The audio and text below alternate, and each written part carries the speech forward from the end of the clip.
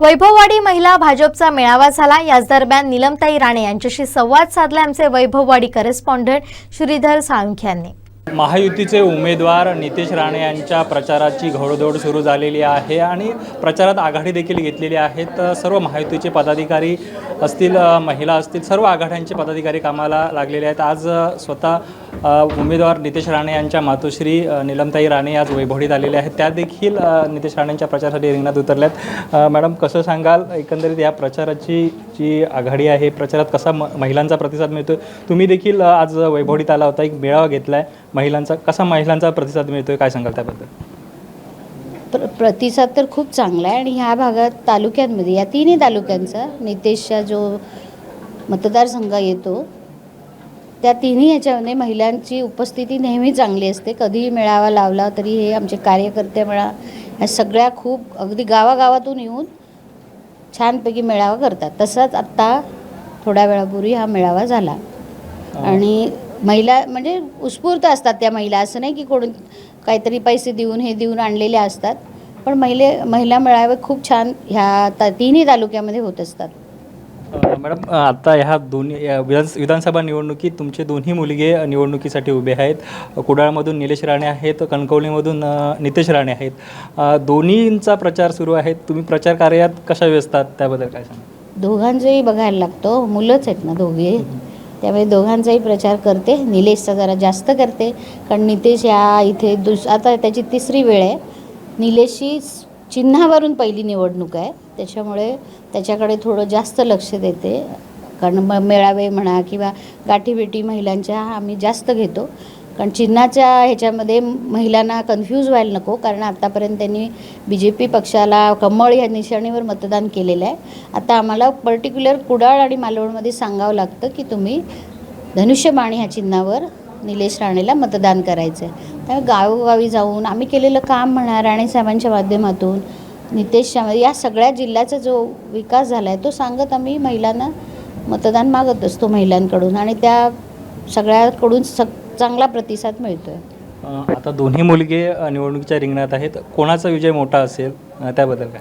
विजयाचं मी आई म्हणून मी नाही सांगणार, दोघांचाही मोठा असावा असं मला वाटतं, कारण आई म्हणून असं मी म्हटलं नाही ह्याचा आहे, कदाचित नितेशचा जास्त असेल कारण त्याने तिसरी वेळ आहे त्याची आणि निलेशची आमदार म्हणून पहिली वेळ आहे। आतापर्यंत त्या खासदारकीच्या निवडणुका लढवल्या आहेत, त्यामुळे आमदार त्यांचा जो विरोधी पक्षाचा आहे तो 2 वेळा निवडून गेलेला आहे, 10 वर्ष तो आमदार होता विरोधी पक्षाचा, त्यामुळे आता पहिली वेळ निलेश लढवतोय, त्यामुळे थोडंफार मताधिक्यांचं असणार, पण दोन्हीही निलेश आणि नितेश चांगल्या मताने निवडून येतील त्याची पक्की खात्री आहे।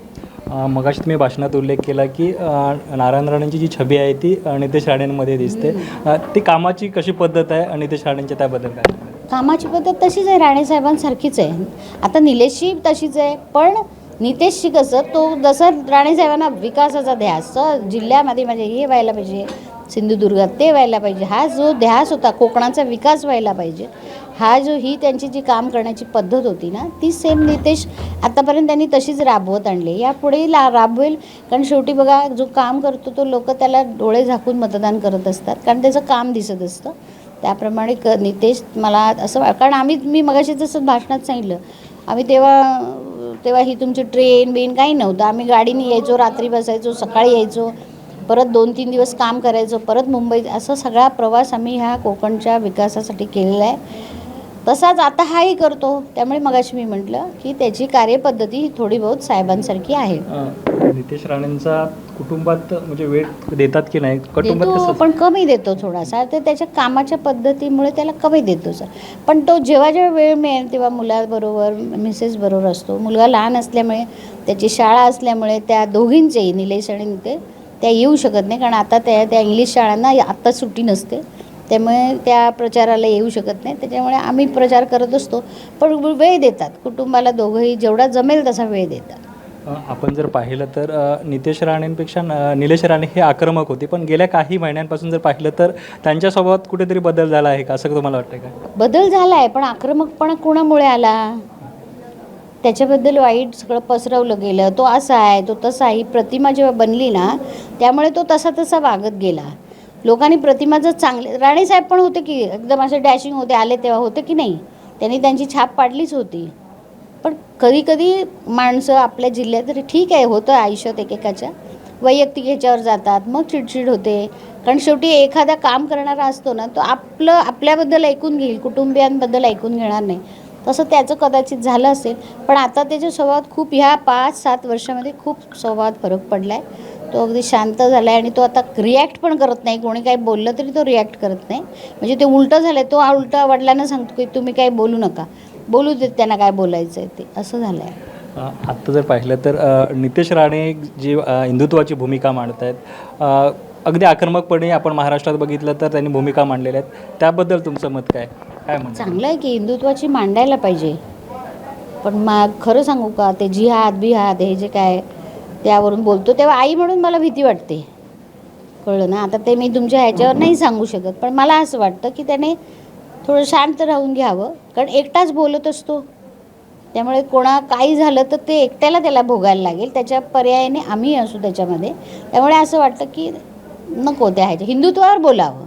हिंदुत्व शेवटी आपण हिंदू आहोत, आपल्याला त्या गोष्टीचा अभिमान आहे, त्यामुळे हिंदुत्वावर बोलावं. मग कधी कधी तो बिहादबद्दल बोलतो तेव्हा आई म्हणून मला भीती वाटते, बाकी ह्याच्याबद्दल काही म्हणायचं नाही. शेवटी वडील आहे, जसे वडील आक्रमक होते तसा तो आहे, असं मी समजते. मॅडम, आता दोघेही मुलगे तुमचे विधानसभेत आहेत. उद्या दोन्ही निवडून आल्याच्यानंतर मंत्रिपद ज्यावेळी असेल, महायुतीचं सरकार आल्याच्यानंतर मंत्रिपदासाठी कोणासाठी? ज्याच्यात नशिबात राजयोग असेल ना त्याला मिळेल. तुम्हाला आता नाही, मी एकटी अशी नाही सांगणार, एकाला नाही.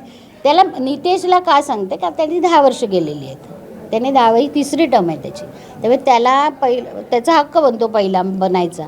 पण आता शेवटी इथे लिहिलेलं असं शेवटी परमेश्वराच्या हातात असतं सगळं, असं आम्ही मानतो. तसं ते मिळावं, दोघांनाही मिळावं अशी माझी अपेक्षा आहे.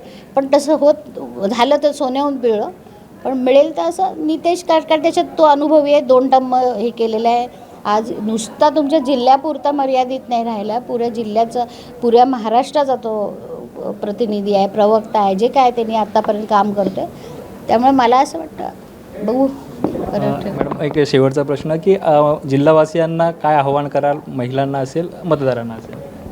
मतदारांना एवढंच आवाहन करेन, आत्तापर्यंत तुम्ही जसे राणे साहेबांच्या पाठीशी उभे राहिलात तसेच तुम्ही निलेश आणि नितेशच्या पाठी उभं राहावं, अशी माझी प्रामाणिक इच्छा आहे. कारण शेवटी विरोधी जे आहेत ते कुटुंबियावर खूप बोलत असतात आमच्या. आम्ही ते पूर्ण अगदी तुमच्या सगळं म्हणजे काय ते बोलतात ते मी आता सांगणार नाही, पण ती जी टीका होते ती सहन करण्यापलीकडची असते.